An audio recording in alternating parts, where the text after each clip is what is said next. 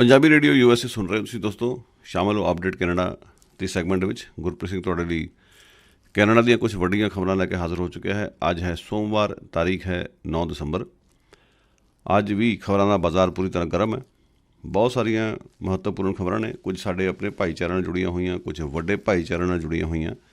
ਸੋ ਇਹਨਾਂ ਸਭ 'ਤੇ ਵਾਰੋ ਵਾਰੀ ਨਿਗਾਹ ਮਾਰਾਂਗੇ। ਸਭ ਤੋਂ ਪਹਿਲਾਂ ਅਸੀਂ ਗੱਲ ਕਰਾਂਗੇ ਪ੍ਰਬਲੀਨ ਮਠਾਰੂ ਬਾਰੇ। ਅੰਤਰਰਾਸ਼ਟਰੀ ਵਿਦਿਆਰਥਣ ਜਿਸ ਦੀ ਪਿੱਛੇ ਜੇ ਭੇਦਭਰੀਆਂ ਹਾਲਤਾਂ ਵਿੱਚ ਮੌਤ ਹੋਈ, ਉਸ ਦੇ ਸੰਬੰਧੀ ਕੁਝ ਅਹਿਮ ਨਵੇਂ ਖੁਲਾਸੇ ਹੋਏ ਨੇ ਜਿਹੜੇ ਤੁਹਾਡੇ ਨਾਲ ਸਾਂਝੇ ਕੀਤੇ ਜਾਣਗੇ। ਇਸ ਤੋਂ ਇਲਾਵਾ ਪੰਜਾਬੀ ਦੀ ਸੰਘਣੀ ਵਸੋਂ ਵਾਲੇ ਸਰੀ ਇਲਾਕੇ ਦੇ ਵਿੱਚ ਇੱਕ ਨਵੇਂ ਹਸਪੀਟਲ ਦੀ ਉਸਾਰੀ ਦਾ ਐਲਾਨ ਅੱਜ ਹੋਣ ਜਾ ਰਿਹਾ। ਲੋਕਾਂ ਦੀ ਬੜੇ ਚਿਰ ਦੀ ਮੰਗ ਸੀ ਕਿ ਇੱਕ ਨਵਾਂ ਹਸਪਤਾਲ ਬਣਾਇਆ ਜਾਵੇ। ਇੱਕੋ ਹਸਪਤਾਲ ਹੈ ਇਲਾਕੇ ਦੇ ਵਿੱਚ, ਆਬਾਦੀ ਵੱਧਦੀ ਜਾ ਰਹੀ ਹੈ, ਲੋਕ ਪਰੇਸ਼ਾਨ ਨੇ, ਤਰਾ ਕਰ ਰਹੇ ਨੇ। ਸੋ ਅੱਜ ਮੁੱਖ ਮੰਤਰੀ ਸਰੀ ਪਹੁੰਚ ਰਹੇ ਨੇ। ਵੇਖਦੇ ਹਾਂ ਆਪਣੀ ਪਟਾਰੀ 'ਚੋਂ ਕਿਹੜਾ ਸੱਪ ਕੱਢਣਗੇ। ਸੋ ਬੜੀ ਬੇਸਬਰੀ ਨਾਲ ਲੋਕ ਇਸ ਵੱਡੇ ਐਲਾਨ ਦੀ ਉਡੀਕ ਕਰ ਰਹੇ ਨੇ। ਇਸ ਤੋਂ ਇਲਾਵਾ ਇੱਕ ਹੋਰ ਜਿਹੜੀ ਦਿਲਚਸਪ ਖਬਰ ਇਹ ਹੈ ਕਿ ਜਿਹੜੇ ਕੈਨੇਡਾ ਦੇ ਹੀ ਇੱਕ ਨੋਬਲ ਪੁਰਸਕਾਰ ਜੇਤੂ ਨੇ, ਉਹਨਾਂ ਨੇ ਵਾਤਾਵਰਣ ਵਿੱਚ ਆ ਰਹੇ ਨਿਘਾਰ ਸੰਬੰਧੀ ਦੁਨੀਆ ਦੇ ਨੇਤਾਵਾਂ ਨੂੰ ਚੇਤਾਵਨੀ ਜਾਰੀ ਕੀਤੀ ਹੈ ਆਪਣੇ ਬਾਕੀ ਦੇ ਨਾਲ ਦੇ ਨੋਬਲ ਪੁਰਸਕਾਰ ਜੇਤੂਆਂ ਨਾਲ ਰਲ ਕੇ। ਇਹ ਬਹੁਤ ਇੱਕ ਅਹਿਮ ਡਿਵੈਲਪਮੈਂਟ ਹੈ, ਇਹ ਵੀ ਧਿਆਨ ਮੰਗਦੀ ਹੈ। ਇਸ ਤੋਂ ਇਲਾਵਾ ਵੈਂਕੂਵਰ ਇਲਾਕੇ ਦੇ ਕਰੋੜਪਤੀ ਸਿੱਖ ਨੇਤਾ ਰਿਪੁਦਮਨ ਸਿੰਘ ਮਲਿਕ ਦੀ ਜਿਹੜੀ ਭਾਰਤ ਫੇਰੀ ਕਾਫੀ ਚਰਚਿਤ ਹੋਈ ਹੈ। ਇਸ ਦੇ ਬਾਰੇ ਖਾਸ ਗੱਲਬਾਤ ਕਰਾਂਗੇ। ਸੋ ਆਓ ਸ਼ੁਰੂ ਕਰਦੇ ਹਾਂ ਪ੍ਰਬਲੀਨ ਮਠਾਰੂ ਤੋਂ। ਪ੍ਰਬਲੀਨ ਮਠਾਰੂ 21 ਸਾਲਾ ਉਹ ਲੜਕੀ ਜਿਸ ਦੀ ਬੀਤੇ ਦਿਨੀ ਸਰੀ ਦੇ ਵਿੱਚ ਭੇਦਭਰੀਆਂ ਹਾਲਤਾਂ ਵਿੱਚ ਮੌਤ ਹੋਈ। ਪ੍ਰਬਲੀਨ ਮਠਾਰੂ ਅੰਤਰਰਾਸ਼ਟਰੀ ਵਿਦਿਆਰਥਣ ਸੀ, ਇੱਥੇ ਪੜ੍ਹਨ ਲਈ ਆਈ ਹੋਈ ਸੀ।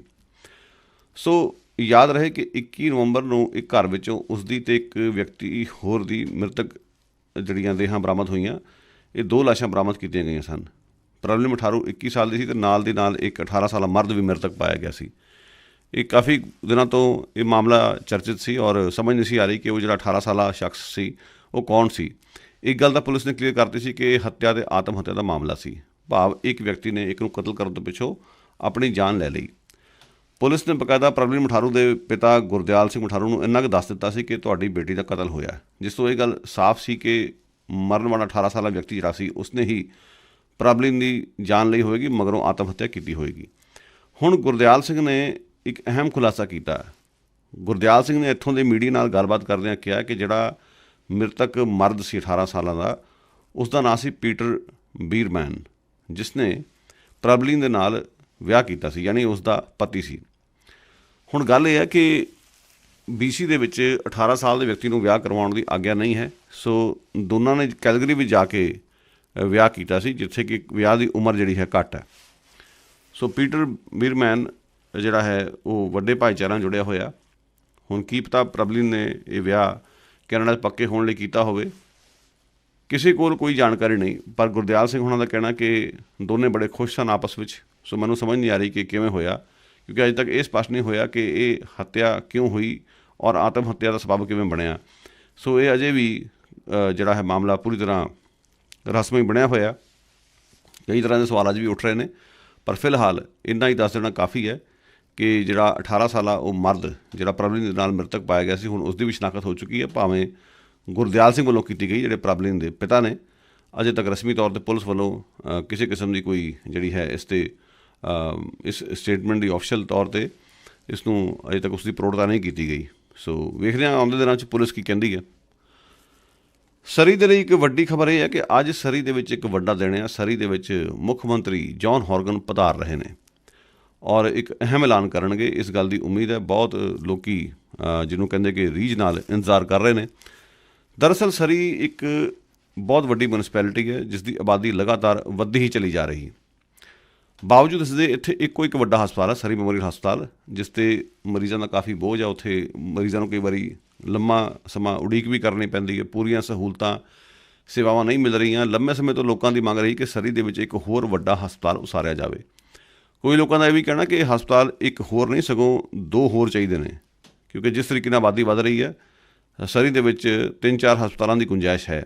ਹਾਲਾਂਕਿ ਵੈਂਕੂਵਰ ਦੇ ਵਿੱਚ 3-4 ਵੱਡੇ ਹਸਪਤਾਲ ਨੇ ਘੱਟੋ ਘੱਟ, ਔਰ ਇੱਥੇ ਜਿਹੜੇ ਸਰੀ ਦੇ ਵਿੱਚ ਇੱਕੋ ਹਸਪਤਾਲ ਦੇ ਉੱਤੇ ਲੋਕਾਂ ਦੀ ਨਿਰਭਰਤਾ ਹੈ। ਲੋਕਾਂ ਨੂੰ ਕਈ ਵਾਰੀ ਲੋੜ ਪੈਣ 'ਤੇ ਵਾਈਟ ਰੌਕ ਜਾਣਾ ਪੈਂਦਾ, ਕਈ ਵਾਰੀ ਕਿਸੇ ਹੋਰ ਮਿਊਨਿਸਪੈਲਿਟੀ ਦੇ ਵਿੱਚ। ਸੋ ਸਰੀ ਮੈਮੋਰੀਅਲ ਹਸਪਤਾਲ ਜਿਹੜਾ ਹੈ ਉਹ ਸਭ ਨੂੰ ਜਿਹੜਾ ਹੈ ਸੇਵਾਵਾਂ ਦੇਣ ਲਈ ਸਮਰੱਥ ਨਹੀਂ ਹੈ। ਸੋ ਇਸ ਕਰਕੇ ਹਸਪਤਾਲ ਦੀ ਲੰਮੇ ਸਮੇਂ ਤੋਂ ਮੰਗ ਸੀ। ਸੋ ਇਹ ਜਿਹੜੀ ਮੌਜੂਦਾ NDP ਸਰਕਾਰ ਹੈ ਇਸਨੇ ਪਹਿਲਾਂ ਐਲਾਨ ਕੀਤਾ ਸੀ 2007 ਵਿੱਚ ਕਿ 17 ਵਿੱਚ ਮਾਫ਼ ਕਰਨਾ, ਕਿ ਨਵਾਂ ਹਸਪਤਾਲ ਅਸੀਂ ਬਣਾਉਣ ਲਈ ਵਚਨਬੱਧ ਹਾਂ। ਇਹ ਉਸ ਸਮੇਂ ਦੀ ਗੱਲ ਹੈ ਜਦੋਂ ਚੋਣਾਂ ਦਾ ਦੰਗਲ ਅਜੇ ਚੱਲ ਰਿਹਾ ਸੀ। ਸੋ ਚੋਣ ਦੰਗਲ ਦੌਰਾਨ ਇਹ ਐਲਾਨ ਕੀਤਾ ਗਿਆ ਸੀ ਜੌਨ ਹੌਰਗਨ ਸਾਹਿਬ ਵੱਲੋਂ, ਜਿਹੜੇ NDP ਦੇ ਆਗੂ ਵੀ ਨੇ, ਕਿ ਅਸੀਂ ਇੱਕ ਸਰੀ ਵਾਲਿਆਂ ਨੂੰ ਨਵਾਂ ਹਸਪਤਾਲ ਬਣਾ ਕੇ ਦੇਵਾਂਗੇ। ਸੋ 2017 ਦਾ ਇਹ ਜਿਹੜਾ ਵਾਅਦਾ ਹੈ ਉਹ ਅੱਜ ਉਸ ਨੂੰ ਪੁਗਾਇਆ ਜਾ ਰਿਹਾ। ਹੁਣ ਇਹ ਵੇਖਣਾ ਹੋਵੇਗਾ ਕਿ ਇਸ ਹਸਪਤਾਲ ਦਾ ਟੱਕ ਲੱਗੂ ਕਦੋਂ, ਇਸ ਹਸਪਤਾਲ ਦੀ ਉਸਾਰੀ ਸ਼ੁਰੂ ਕਦੋਂ ਹੋਏਗੀ, ਕਿਉਂਕਿ ਜਦੋਂ ਵੀ ਉਸਾਰੀ ਸ਼ੁਰੂ ਹੋਏਗੀ ਮੰਨ ਕੇ ਚੱਲੋ ਕੁਝ ਸਾਲ ਲੱਗਣਗੇ ਹਸਪਤਾਲ ਨੂੰ ਪੂਰਾ ਹੁੰਦਿਆਂ ਨੂੰ। ਪਰ ਫਿਲਹਾਲ ਸਰੀ ਨਿਵਾਸੀਆਂ ਨੂੰ ਇੱਕ ਵੱਡੇ ਹਸਪਤਾਲ ਦੀ ਲੋੜ ਸੀ, ਇੱਕ ਹੋਰ ਦੀ। ਸੋ ਉਮੀਦ ਹੈ ਕਿ ਹੁਣ ਆਉਂਦੇ ਦਿਨਾਂ ਵਿੱਚ ਹਸਪਤਾਲ ਦੀ ਉਸਾਰੀ ਛੇਤੀ ਸ਼ੁਰੂ ਹੋਵੇਗੀ ਔਰ ਆਉਂਦੇ ਸਾਲਾਂ ਦੇ ਵਿੱਚ ਲੋਕਾਂ ਨੂੰ ਇੱਕ ਵੱਡੀ ਰਾਹਤ ਸਰੀ ਦੇ ਵਿੱਚ ਮਿਲਣ ਵਾਲੀ ਹੈ। ਸੋ ਵੇਖਦੇ ਹਾਂ ਕਿ ਜੌਨ ਹੌਰਗਨ ਸਾਹਿਬ ਆ ਕੇ ਅੱਜ ਕੀ ਐਲਾਨ ਕਰਦੇ ਨੇ। ਵੈਸੇ ਸਰੀ ਦੇ ਸਾਰੇ ਹੀ ਜਿਹੜੇ NDP ਦੇ ਵਿਧਾਇਕ ਨੇ ਉੱਥੇ ਪਹੁੰਚੇ ਹੋਣਗੇ ਇਹ ਦੱਸਣ ਲਈ ਕਿ ਅਸੀਂ ਬਹੁਤ ਕੋਸ਼ਿਸ਼ਾਂ ਕੀਤੀਆਂ ਨੇ ਅਤੇ ਸਾਡੀਆਂ ਕੋਸ਼ਿਸ਼ਾਂ ਨੂੰ ਬੂਰ ਪਿਆ। ਹਾਲਾਂਕਿ ਲੋਕਾਂ ਵੱਲੋਂ ਇਹ ਪ੍ਰੈਸ਼ਰ ਲੰਬੇ ਸਮੇਂ ਤੋਂ ਬਕਾਇਦਾ ਜਾਰੀ ਰਿਹਾ ਸੀ। ਵੈਨਕੂਵਰ ਦੇ ਵਿੱਚ ਸਕਾਈ ਟ੍ਰੇਨਾਂ ਬੰਦ ਹੋਣ ਜਾ ਰਹੀਆਂ ਨੇ। ਸਕਾਈ ਟ੍ਰੇਨਾਂ ਦੇ ਮੁਲਾਜ਼ਮਾਂ ਨੇ ਹੜਤਾਲ ਦਾ ਨੋਟਿਸ ਦੇ ਦਿੱਤਾ, 72 ਘੰਟੇ ਦਾ ਨੋਟਿਸ ਦਿੱਤਾ ਗਿਆ। ਸਕਾਈ ਟ੍ਰੇਨ ਚਲਾਉਣ ਵਾਲੇ ਜਿਹੜੇ ਆਪਰੇਟਰ ਨੇ, ਜਿਹੜੇ ਮੁਲਾਜ਼ਮ ਨੇ, ਉਹਨਾਂ ਦੀਆਂ ਕੁਝ ਮੰਗਾਂ ਨੇ। ਉਹਨਾਂ ਦਾ ਕਹਿਣਾ ਅਸੀਂ ਕੰਮਾਂ 'ਤੇ ਅਣਸੁਰੱਖਿਅਤ ਮਹਿਸੂਸ ਕਰ ਰਹੇ ਹਾਂ, ਸਾਡੇ ਲਈ ਪੂਰੇ ਇੰਤਜ਼ਾਮ ਨਹੀਂ। ਹੋਰ ਵੀ ਅਨੇਕਾਂ ਮੰਗਾਂ ਨੇ ਜਿਸ ਨੂੰ ਲੈ ਕੇ ਉਹਨਾਂ ਦਾ ਕਹਿਣਾ ਕਿ ਪ੍ਰਬੰਧਕ ਉਹਨਾਂ ਦੀ ਸੁਣ ਨਹੀਂ ਰਹੇ। ਪ੍ਰਬੰਧਕਾਂ ਨਾਲ ਉਹਨਾਂ ਦੀ ਜਿਹੜੀ ਗੱਲਬਾਤ ਸੀ ਉਹ ਵਿਚਾਲੇ ਟੁੱਟ ਗਈ ਜਾਪਦੀ ਹੈ। ਸੋ ਉਹਨਾਂ ਨੇ 72 ਘੰਟੇ ਦਾ ਨੋਟਿਸ ਦਿੱਤਾ ਔਰ ਉਹਨਾਂ ਦਾ ਕਹਿਣਾ ਕਿ ਅਸੀਂ ਮੰਗਲਵਾਰ ਤੋਂ ਲੈ ਕੇ ਸ਼ੁੱਕਰਵਾਰ ਤੱਕ ਹੜਤਾਲ ਕਰਾਂਗੇ, ਯਾਨੀ ਕਿ ਸਕਾਈ ਟ੍ਰੇਨਾਂ ਨਹੀਂ ਚੱਲਣਗੀਆਂ। ਹਜ਼ਾਰਾਂ ਲੱਖਾਂ ਲੋਕ ਸਕਾਈ ਟ੍ਰੇਨਾਂ 'ਤੇ ਨਿਰਭਰ ਨੇ, ਉਹਨਾਂ ਦੀ ਆਵਾਜਾਈ ਦੇ ਲਈ ਸਮੱਸਿਆਵਾਂ ਖੜੀਆਂ ਹੋਣਗੀਆਂ। ਬੱਸਾਂ ਦੇ ਉੱਤੇ ਕਿੰਨਾ ਕੁ ਕੰਮ ਚੱਲ ਸਕਦਾ, ਕਈਆਂ ਨੂੰ ਸ਼ਾਇਦ ਆਪਣੀਆਂ ਗੱਡੀਆਂ ਧੂ ਕੇ ਡਾਊਨ ਤੱਕ ਲਿਜਾਣੀਆਂ ਪੈਣ। ਸੋ ਦੇਖਦੇ ਹਾਂ ਹੁਣ ਆਉਂਦੇ ਦਿਨਾਂ 'ਚ ਬਣੂਗਾ ਕੀ, ਪਰ ਫਿਲਹਾਲ ਇਸ ਸੰਕਟ ਨੂੰ ਟਾਲਣ ਦੀਆਂ ਕੋਸ਼ਿਸ਼ਾਂ ਨਿਰੰਤਰ ਜਾਰੀ ਨੇ। ਵੀਕਐਂਡ ਦੌਰਾਨ ਮੌਂਟਰੀਆਲ ਦੇ ਕਤਲੇਆਮ 'ਚ ਮਾਰੀਆਂ ਗਈਆਂ 14 ਔਰਤਾਂ ਨੂੰ ਯਾਦ ਕੀਤਾ ਗਿਆ। 30 ਵਰ੍ਹੇ ਪਹਿਲਾਂ 6 ਦਸੰਬਰ ਨੂੰ 1999 ਦੇ ਵਿੱਚ ਮੌਂਟਰੀਆਲ ਦੇ ਇੱਕ ਪੋਲੀਟੈਕਨਿਕ ਵਿੱਚ ਇੱਕ ਵਿਅਕਤੀ ਨੇ ਜਾ ਕੇ ਔਰਤਾਂ ਨੂੰ ਅਤੇ ਮਰਦਾਂ ਨੂੰ ਵੱਖ ਕਰ ਦਿੱਤਾ ਔਰ 14 ਔਰਤਾਂ ਨੂੰ ਗੋਲੀਆਂ ਨਾਲ ਭੁੰਨ ਦਿੱਤਾ ਸੀ। ਮਗਰ ਉਸਨੇ ਆਤਮ ਹੱਤਿਆ ਕਰ ਲਈ ਸੀ। ਉਕਤ ਵਿਅਕਤੀ ਔਰਤਾਂ ਨੂੰ ਅੰਤਾਂ ਦੀ ਨਫ਼ਰਤ ਕਰਦਾ ਸੀ। ਸੋ ਉਸ ਕਤਲੇਆਮ ਵਿੱਚ ਮਾਰੀਆਂ ਗਈਆਂ ਔਰਤਾਂ ਨੂੰ ਤਕਰੀਬਨ ਹਰ ਸਾਲ ਯਾਦ ਕੀਤਾ ਜਾਂਦਾ, ਪਰੰਤੂ ਇਸ ਵਾਰ 30ਵੀਂ ਵਰ੍ਹੇਗੰਢ ਹੋਣ ਕਰਕੇ ਉਚੇਚੇ ਤੌਰ 'ਤੇ ਵੱਖ-ਵੱਖ ਥਾਵਾਂ 'ਤੇ ਸਮਾਗਮ ਜਿਹੜੇ ਸਨ ਉਹ ਰੱਖੇ ਗਏ। ਔਰ ਇਸ ਕੜੀ ਦੇ ਵਿੱਚ ਜਿਹੜਾ ਸਰੀ ਦਾ ਹਾਲੈਂਡ ਪਾਰਕ ਹੈ ਉੱਥੇ 6 ਦਸੰਬਰ ਦੀ ਰਾਤ ਨੂੰ ਕੜਾਕੇ ਦੀ ਠੰਡ ਵਿੱਚ ਮੋਮਬੱਤੀ ਮਾਰਚ ਹੋਇਆ। ਲੋਕਾਂ ਨੇ ਠੰਡ ਦੀ ਪਰਵਾਹ ਨਾ ਕਰਦਿਆਂ ਉਸ ਵਿੱਚ ਸ਼ਿਰਕਤ ਕੀਤੀ। ਇਸੇ ਤਰ੍ਹਾਂ ਵੈਨਕੂਵਰ ਦੀ ਆਰਟ ਗੈਲਰੀ ਦੇ ਬਾਹਰ ਜਿਹੜੀਆਂ ਲਾਪਤਾ ਦੇ ਕਤਲ ਹੋਈਆਂ ਮੂਲ ਵਾਸੀ ਔਰਤਾਂ, ਉਹਨਾਂ ਦੇ ਜੁੱਤੇ ਲਿਆ ਕੇ ਉਹਨਾਂ ਦੀ ਪ੍ਰਦਰਸ਼ਨੀ ਲਾਈ ਗਈ। ਔਰ ਇਸ ਤੋਂ ਇਲਾਵਾ MLA ਰਚਨਾ ਸਿੰਘ, ਉਹਨਾਂ ਦਾ ਫੰਡ ਰੇਜ਼ ਸੀ, ਪਾਰਟੀ ਵਾਸਤੇ ਫੰਡ ਰੇਜ਼ ਜਿਹੜੇ MLA ਕਰਦੇ ਹੁੰਦੇ ਨੇ। ਸੋ ਉਸ ਦੀ ਪਾਰਟੀ ਸੀ, ਪਰ ਉਹਨਾਂ ਨੇ ਬਹੁਤ, ਉਹਨਾਂ ਦੇ ਸਟਾਫ ਨੇ ਕੋਸ਼ਿਸ਼ ਕੀਤੀ ਸਾਰਿਆਂ ਨੇ ਕਿ ਇਸ ਜਿਹੜਾ ਵੱਡੇ ਦੁਖਾਂਤ ਦੀ ਵਰ੍ਹੇਗੰਢ ਨੂੰ ਵਿਸਾਰਿਆ ਨਾ ਜਾਵੇ। ਸੋ ਉਹਨਾਂ ਦਾ ਜਿਹੜਾ ਪ੍ਰੋਗਰਾਮ ਸੀ ਉਸ ਦੀ ਸ਼ੁਰੂਆਤ 1 ਮਿੰਟ ਦਾ ਮੌਨ ਵੀ ਰੱਖਿਆ ਗਿਆ ਉਹਨਾਂ ਔਰਤਾਂ ਦੀ ਯਾਦ ਵਿੱਚ ਜਿਹੜੀਆਂ 14 ਔਰਤਾਂ ਕਤਲ ਕੀਤੀਆਂ ਗਈਆਂ। ਇਸ ਤੋਂ ਇਲਾਵਾ ਰਚਨਾ ਸਿੰਘ ਪਹਿਲਾਂ ਹਾਲੈਂਡ ਪਾਰਕ ਦੇ ਸਮਾਗਮ ਵਿੱਚ ਵੀ ਗਈ, ਉੱਥੇ ਜਾ ਕੇ ਬੋਲੀ। ਉਸ ਤੋਂ ਪਿੱਛੋਂ ਫੰਡ ਰੇਜ਼ ਦੀ ਦਾਵਤ ਵਿੱਚ ਪਹੁੰਚੀ ਹੈ। ਸੋ ਗੱਲ ਕੀ, ਇਹਨਾਂ ਔਰਤਾਂ ਨੂੰ ਯਾਦ ਕੀਤਾ ਗਿਆ ਔਰ ਇਸ ਗੱਲ 'ਤੇ ਜ਼ੋਰ ਦਿੱਤਾ ਗਿਆ ਅਨੇਕਾਂ ਕਾਰਕੁਨਾਂ ਵੱਲੋਂ ਕਿ ਔਰਤਾਂ ਦੇ ਖਿਲਾਫ ਹਿੰਸਾ ਅੱਜ ਵੀ ਜਾਰੀ ਹੈ ਔਰ ਇਸ ਦੀ ਰੋਕਥਾਮ ਦੇ ਲਈ ਢੁਕਵੇਂ ਕਦਮ ਚੁੱਕੇ ਜਾਣੇ ਚਾਹੀਦੇ ਨੇ। ਸਿਰਫ ਉਹਨਾਂ ਔਰਤਾਂ ਨੂੰ ਯਾਦ ਕਰ ਲੈਣਾ ਕਾਫੀ ਨਹੀਂ ਹੈ। ਕੈਨੇਡਾ ਨਾਲ ਜੁੜੇ ਨੋਬਲ ਪੁਰਸਕਾਰ ਜੇਤੂ ਜੇਮਸ ਪੀਬਲਜ਼ ਨੇ ਇੱਕ ਬਹੁਤ ਅਹਿਮ ਬਿਆਨ ਦਿੱਤਾ। ਹੋਇਆ ਇਸ ਤਰ੍ਹਾਂ ਕਿ ਸਟਾਕਹੋਮ ਦੇ ਵਿੱਚ ਨੋਬਲ ਪੁਰਸਕਾਰ ਜਿਹੜੇ ਜੇਤੂ ਜਾਂ ਵਿਜੇਤਾ ਇਕੱਠੇ ਹੋਏ ਸੀ, ਉੱਥੇ ਉਹਨਾਂ ਨੇ ਸਾਰਿਆਂ ਨੇ ਰਲ ਕੇ ਇੱਕ ਆਵਾਜ਼ ਦੇ ਵਿੱਚ ਇਹ ਕਿਹਾ ਕਿ ਜਿਸ ਤਰੀਕੇ ਨਾਲ ਵਾਤਾਵਰਨ ਦਾ ਨਿਘਾਰ ਹੋ ਰਿਹਾ, ਜਿਸ ਤਰੀਕੇ ਨਾਲ ਧਰਤੀ ਦਾ ਤਾਪਮਾਨ ਵੱਧ ਰਿਹਾ, ਦੁਨੀਆ ਦੇ ਆਗੂ ਇਸ 'ਤੇ ਧਿਆਨ ਦੇਣ।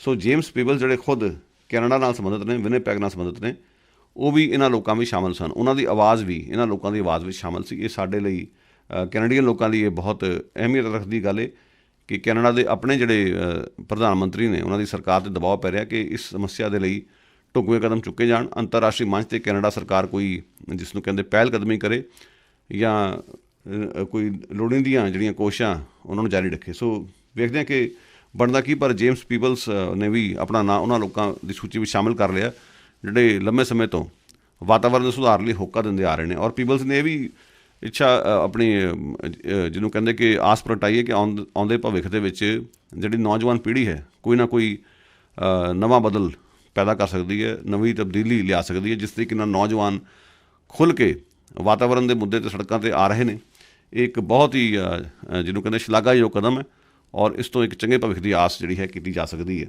ਇਹ ਉਹਨਾਂ ਦਾ ਬਿਆਨ ਸੀ। ਮੌਂਟਰੀਅਲ ਦੇ ਇੱਕ ਈਸਾਈ ਪ੍ਰਚਾਰਕ ਦੇ ਕੁਕਰਮਾਂ ਨੂੰ ਲੈ ਕੇ ਕੁਝ ਨਵੇਂ ਸਵਾਲ ਉੱਠੇ ਨੇ। ਬ੍ਰਾਇਨ ਬੋਸ਼ਰ ਕਿਸੇ ਵੇਲੇ ਮੌਂਟਰੀਅਲ ਦੀ ਚਰਚ ਦਾ ਇੱਕ ਪ੍ਰਚਾਰਕ ਹੁੰਦਾ ਸੀ ਔਰ ਮਾਰਚ ਵਿੱਚ ਉਸ ਨੂੰ ਘੱਟ ਉਮਰ ਦੇ ਮੁੰਡਿਆਂ ਨਾਲ ਬਦਫੈਲੀਆਂ ਕਰਨ ਦੇ ਦੋਸ਼ ਵਿੱਚ 8 ਸਾਲ ਦੀ ਸਜ਼ਾ ਸੁਣਾਈ ਗਈ ਸੀ। ਸੋ ਉਸ ਦੇ ਮੱਦੇਨਜ਼ਰ ਹੁਣ ਹੋਇਆ ਇਹ ਹੈ ਕਿ ਇੱਕ ਨਵੀਂ ਖੋਜ ਭਰਪੂਰ ਰਿਪੋਰਟ ਸਾਹਮਣੇ ਆਈ, ਜਿਸ ਤੋਂ ਪਤਾ ਲੱਗਦਾ ਕਿ ਉਸ ਦੇ ਨਾਲ ਦੇ ਬਾਕੀ ਦੇ ਪ੍ਰਚਾਰਕਾਂ ਨੂੰ, ਈਸਾਈ ਆਗੂਆਂ ਨੂੰ ਪਤਾ ਸੀ ਭਲੀ ਭਾਂਤ ਕਿ ਉਹ ਕਿਸ ਤਰ੍ਹਾਂ ਦੀਆਂ ਹਰਕਤਾਂ ਕਰ ਰਿਹਾ ਔਰ ਉਹਨਾਂ ਨੂੰ ਬਕਾਇਦਾ ਇਸ ਸੰਬੰਧ ਵਿੱਚ ਲੋਕਾਂ ਵੱਲੋਂ ਤਾੜਨਾ ਵੀ ਕੀਤੀ ਗਈ ਸੀ, ਸ਼ਿਕਾਇਤਾਂ ਵੀ ਦਰਜ ਕੀਤੀਆਂ ਗਈਆਂ ਸਨ, ਪਰੰਤੂ ਉਹਨਾਂ ਨੇ ਹਾਊ ਪਰੇ ਦਾ ਇੱਕ ਰਵੱਈਆ ਅਖਤਿਆਰ ਕੀਤਾ, ਜਿਸ ਦੇ ਚਲਦਿਆਂ ਉਹ ਆਪਣੀ ਮਨਾਹੀਆਂ ਕਰਦਾ ਰਿਹਾ।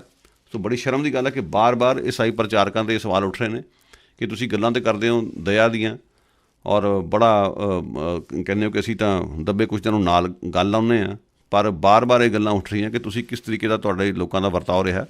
ਖਾਸ ਤੌਰ 'ਤੇ ਇੱਥੋਂ ਦੇ ਮੂਲ ਵਾਸੀ ਬੱਚਿਆਂ ਨਾਲ ਜਿਵੇਂ ਨਸਲ ਘਾਤ ਕੀਤਾ ਗਿਆ, ਚਰਚਾਂ ਵੱਲੋਂ ਜਬਰੀ ਉਹਨਾਂ ਨੂੰ ਰੈਜ਼ੀਡੈਂਸ਼ੀਅਲ ਸਕੂਲਾਂ ਵਿੱਚ ਸੱਦ ਕੇ ਜਬਰੀ ਕ੍ਰਿਸਚਨ ਬਣਾਉਣ ਦੀ ਕੋਸ਼ਿਸ਼ ਕੀਤੀ ਗਈ, ਉੱਥੇ ਵੀ ਬੱਚਿਆਂ ਨਾਲ ਬਦਫੈਲੀਆਂ ਹੋਈਆਂ।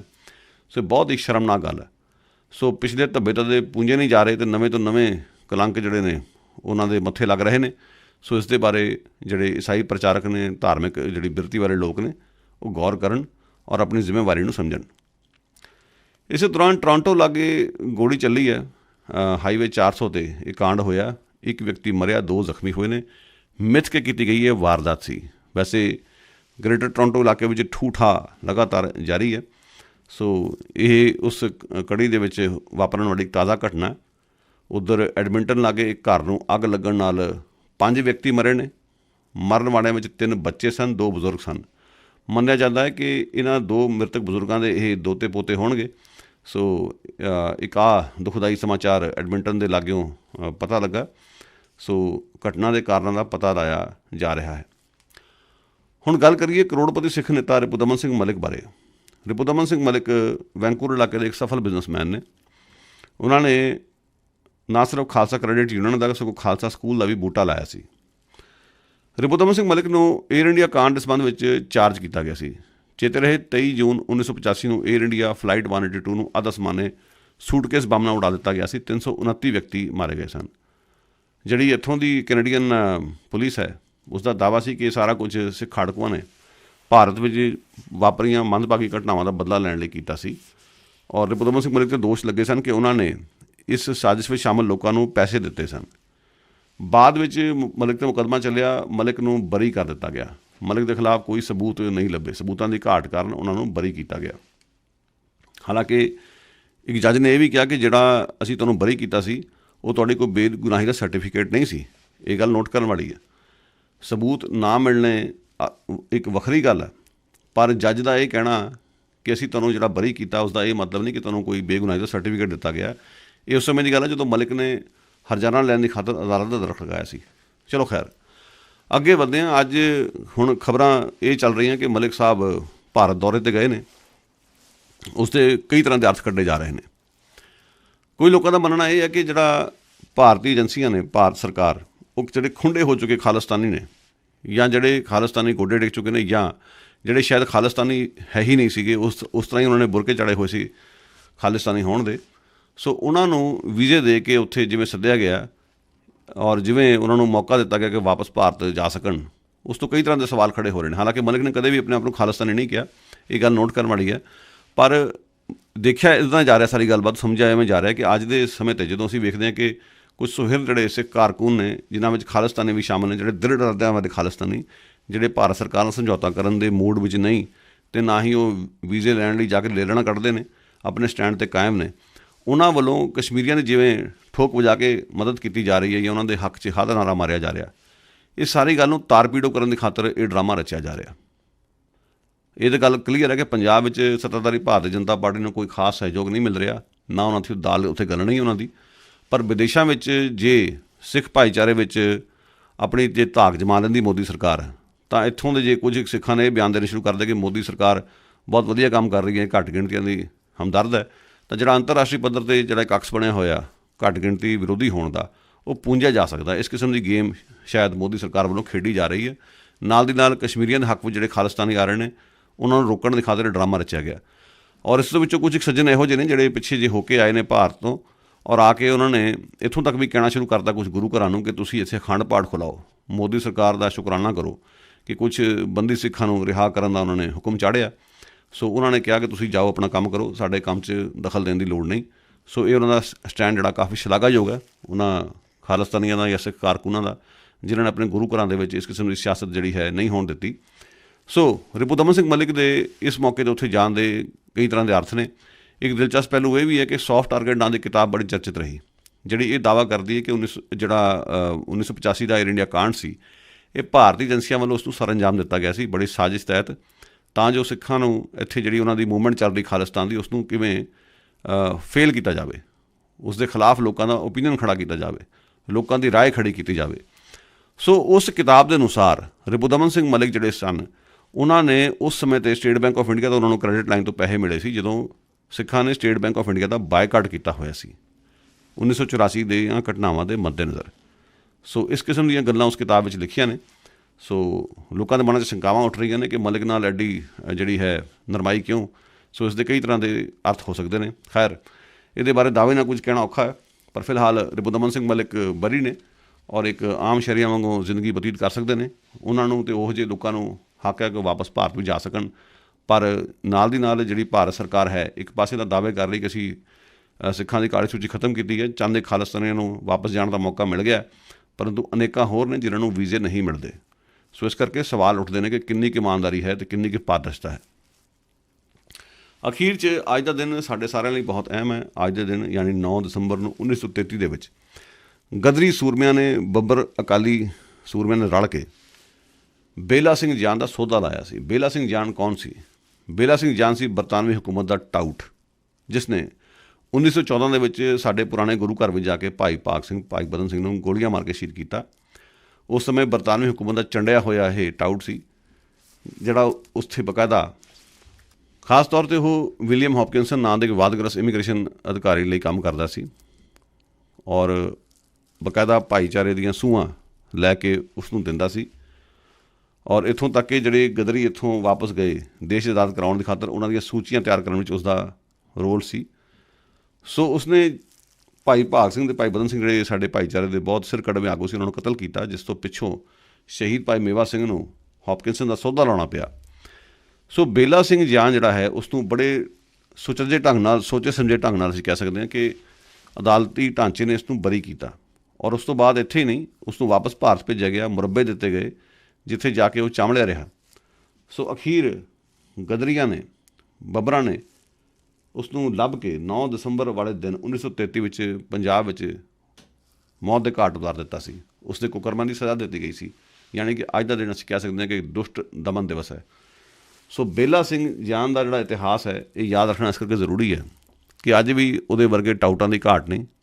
ਬੇਲਾ ਸਿੰਘ ਨਵੇਂ ਰੂਪ ਵਿੱਚ ਅੱਜ ਵੀ ਸਾਡੇ ਵਿੱਚ ਹੈ ਔਰ ਅੱਜ ਵੀ ਬੇਲਾ ਸਿੰਘ ਵਰਗੇ ਕਈ ਤੁਰੇ ਫਿਰਦੇ ਨੇ ਇੱਥੇ, ਜਿਹੜੇ ਕੌਂਸਲ ਖਾਨੇ ਵਾਲਿਆਂ ਦੀ ਚਾਪਲੂਸੀ ਕਰਦੇ ਨੇ, ਲੋਕਾਂ ਦੇ ਨਾਲ ਕਾਲੀਆਂ ਸੂਚੀਆਂ ਵਿੱਚ ਪਾਉਂਦੇ ਨੇ ਔਰ ਜਿਹੜੇ ਲੋਕ ਵੀ ਸਰਕਾਰੀ ਦਮਨ ਦੇ ਖਿਲਾਫ ਬੋਲਦੇ ਨੇ, ਉਹਨਾਂ ਦੇ ਮੂੰਹ ਬੰਦ ਕਰਾਉਣ ਲਈ ਕਈ ਕਿਸਮ ਦੇ ਟਕਵਾਂਜ ਰਚਦੇ ਨੇ। ਸੋ ਅਜਿਹੇ ਨਵੇਂ ਕਿਸਮ ਦੇ ਜਿਹੜੇ ਬੇਲੇ ਨੇ, ਉਹਨਾਂ ਤੋਂ ਸੁਚੇਤ ਰਹਿਣ ਦੀ ਲੋੜ ਹੈ। ਸੋ ਇਹ ਸਨ ਅੱਜ ਦੀਆਂ ਅਪਡੇਟਸ। ਗੁਰਪ੍ਰੀਤ ਸਿੰਘ ਨੂੰ ਦਿਓ ਇਜਾਜ਼ਤ। ਧੰਨਵਾਦ। Have a nice day.